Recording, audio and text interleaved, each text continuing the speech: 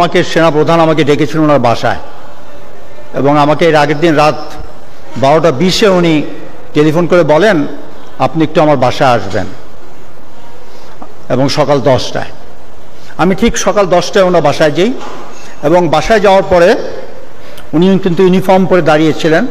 ওনার বাসায় যারা গিয়েছেন ডান দিকে ওনার একটা অফিস আছে, এবং আমাকে বললেন উনি দাঁড়িয়েই যে আমি আপনাকে ডেকেছি, আমি আপনার কাছ থেকে আমার 3টা বক্তব্য রাখতে চাই। নাম্বার 1, আমি আর 1 ফোঁটা রক্ত চাই না, আর ঝরুক। দ্বিতীয়, উনি বললেন আমি কোনো ক্ষমতা চাই না।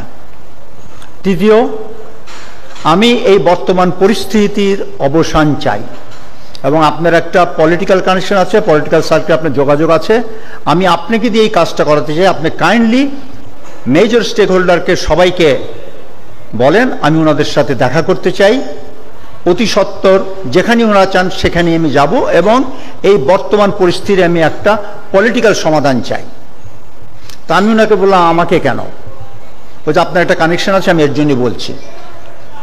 এই বলার পরে ওনাকে আমাকে একটু কফি দিল, কফি খাচ্ছি। উনি আমাকে বললেন ঠিক 10:30 আমাকে ভারতীয় সেনাপ্রধান টেলিফোন করবেন।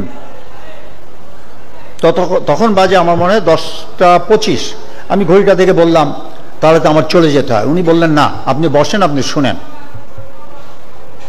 আমি তখন বললাম যে দেখেন, আপনি আমার উপর যে এতখানি আস্থা রেখেছেন এটাই আমার জন্য অনেক সম্মানজনক। আমি চাই না আপনাদের কথাপত্তনে এমন কথা হোক যেটা পরে আপনি পছন্দ করবেন না। তা আপনি you talk yourself, let me go. তা আমি ওখান থেকে বের হয়ে স্ট্রেট হয়ে চলে গেলাম। গলফ কোর্সে আমি গাড়ি রেখেছিলাম, তো ওখানে যেয়ে আমি প্রথমে ফখরুল ভাইকে, বিএনপি সেক্রেটারিকে টেলিফোন করলাম যে দিস ইজ দি মেসেজ। উনি বললেন ভেরি ওয়েলকাম মেসেজ, আমি একটু আমাদের নেতার সাথে আলাপ করে আপনাকে জানাবো। তখন আমি ওনাকে বললাম যে দেখেন আমার তো সবার টেলিফোন নাম্বার নাই পলিটিক্যাল নেতাদের, আপনি আমাকে নাম্বারগুলো, আপনি এই কাজটা করেন। উনি বললেন যে নো, এটা আপনাকে দায়িত্ব দিয়েছেন, আপনিই করেন। তা আমি বের হই, উনি আমাকে তার নাম্বারগুলো দেন, আমি যোগাযোগ করে যতজনকে পেরেছি খবর দিয়েছি। ওই খবর দিয়েই কিন্তু আমি ঠিক মনে আনুমানিক 11টার দিকে আমি এই রাওয়ার সামনেই যে চত্বরে তখন বক্তব্য রাখছিলেন, জামিল ছিলেন, সাকত স্যার ছিলেন, ব্রিগেডিয়ার শাহিদুল আনাম ছিলেন, ওনারা সবাই ছিলেন, এবং ওনাদের সাথে এই প্রসেশনে যোগ দেই। তো তখন আমি আনুমানিক তখনই আন্দাজ করতে পেরেছিলাম যে বড় কিছু একটা হতে যাচ্ছে, তবে সেই দিনই যে পতন হবে এটা আমারও ধারণা ছিল না। পরবর্তী যখন আমি চেক ব্যাক করলাম, বুঝতে পারলাম আমার সাথে কথা বলার পরেই কিন্তু 3 বাহিনী প্রধান গণভবনে গিয়েছিলেন। ওখানেই তারপরে ওনারা পার্সিউ করলেন যে প্রধানমন্ত্রীকে যেতে হবে। এই ছিল সারসংক্ষেপ। এবং পরবর্তীতে আমি যখন এখানকার আন্দোলনে যোগ দিয়ে আমি ফিরে গেলাম, আমার টেলিফোনটা কিন্তু গলফ কোর্সে আমার গাড়িতে রেখে গেছিলাম, যে দেখি অনেকগুলো কল। আমি কল রিসিভ করে যখন করলাম তখন সেনা সদর থেকে জানানো হলো আপনাকে যেই দায়িত্ব দেওয়া হয়েছিল ওনারা কি সব প্রস্তুত? আমি বললাম যে লেট মি চেক ব্যাক, যদি ওনার প্রস্তুত থাকে ওনাদের সবাইকে সেনা সদরে আসতে বলেন। তা আমি সেই সঙ্গে সঙ্গে টেলিফোন করে বললাম সবাই আপনারা সেনা সদরে চলে আসেন, যদি কোথাও বাধাগ্রস্ত হন আমাদেরকে জানান, আমরা সেনা বাহিনী তখন তাদের আপনাদের উঠিয়ে আনবে।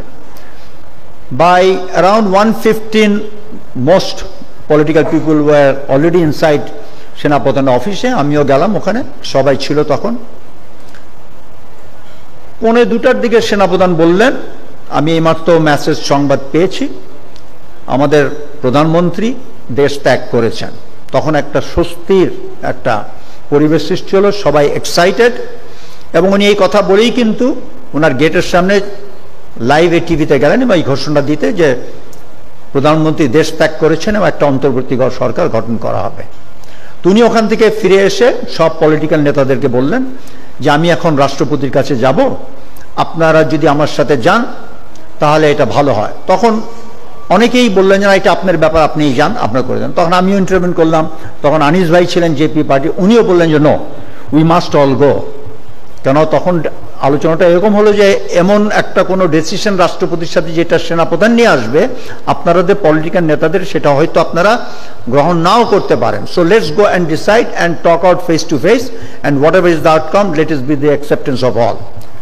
ওই ডিসিশনের উপরে নির্ভর করে দুটা কোস্টার দেওয়া হলো, সব political in the coasters, 3 services chief এপিসিএন নিয়ে। ঠিক 3টার সময় আমরা সেনাপ্রধানের অফিসের সামনে থেকে রওনা দিলাম বঙ্গভবনে। যেই মুহূর্তে আমরা পৌঁছালাম আমাদের মেইন গেটে, ক্যান্টনমেন্টে, তখন তো জনস্রোত, জন উল্লাস। তা আমরা 3টার সময় বের হয়ে 7টার সময় আমরা পৌঁছালাম বঙ্গভবনে, মাগরিব নামাজ পড়লাম। 7:30টায় রাষ্ট্রপতি আসলেন। রাষ্ট্রপতি সংক্ষিপ্ত বিবরণ রেখে উনি মির্জা ফখরুল ইসলাম আলমগীর উনাকে বক্তব্য রাখতে বললেন। উনি ওনার বক্তব্য রেখে ওই মুহূর্তে বললেন যে বেগম খালেদা জিয়াকে এই মুহূর্তে উনাকে কারাবন্দি থেকে ওনাকে স্বস্তি দিতে হবে। তখন রাষ্ট্রপতি একটু অবজ্ঞা করলেন, বলেন যে দেখেন 3 দিন 4 দিন পরে তো আমরা একটা ইন্টারিম গভর্নমেন্ট করব, let the interim government decide যে ওনার ব্যবস্থার সম্বন্ধে।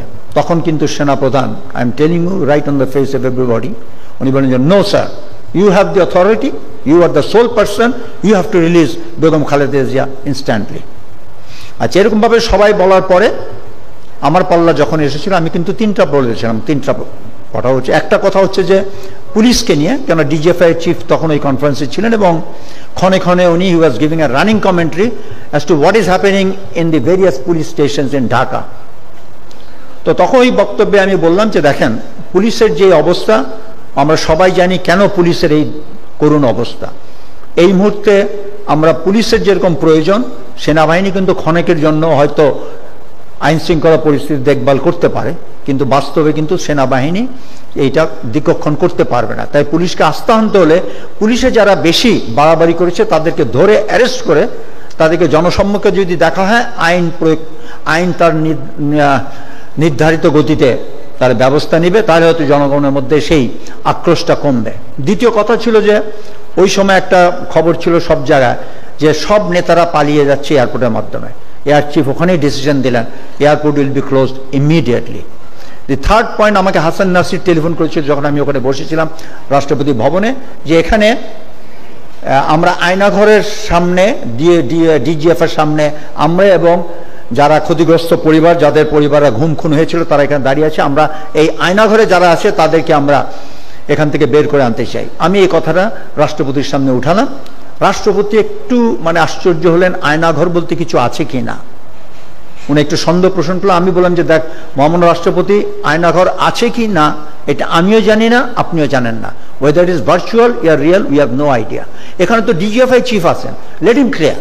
ওই মুহূর্তে সেনাপ্রধান কিন্তু স্টেজে বললেন, sir I will take care of it, they will all be released. So that was the scene that day. তখন কোনো কারোর প্রশ্ন, বিপ্লবী সরকার কারোর মনে আসে নাই, সবাই কিন্তু প্রশান্তিতে শান্তিতে ছিল যে স্বৈরাচার পালিয়েছে।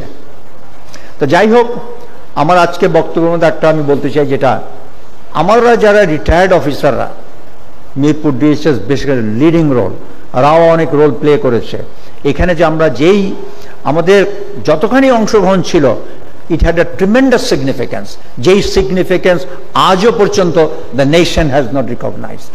And we as a team, আমার মনে is time we must recognise. কেন 3, 4, 5 এই 3 দিনের মেইন ঘটনা এবং আমাদের রিটায়ার্ড অফিসারদের পারফরমেন্সের জন্যই কিন্তু, আমাদের বিদ্রোহের জন্যই কিন্তু সেনাবাহিনীর উপরে এটা একটা বিরাট প্রভাব পড়েছে এবং সেই প্রভাবের পরিপ্রেক্ষিতেই কিন্তু আমি মনে করি হাসিনার তক্তা উল্টাইছে। তো আমাদের এই স্বীকৃতি অবশ্যই দিতে হবে।